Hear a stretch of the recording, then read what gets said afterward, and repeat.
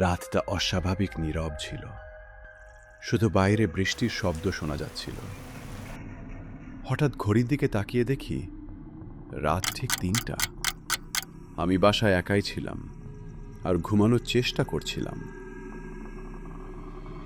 তারপর দরজায় টক টক টক শব্দ হলো।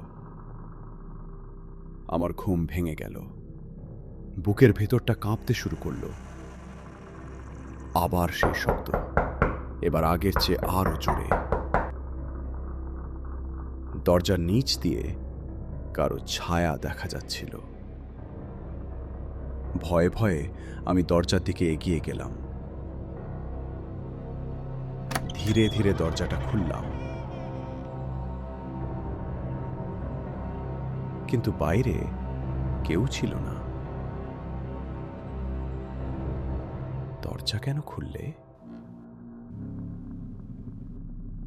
আমি পিছনে তাকাতেই অন্ধকারের ভেতর সেই জিনিসটা দাঁড়িয়েছিল।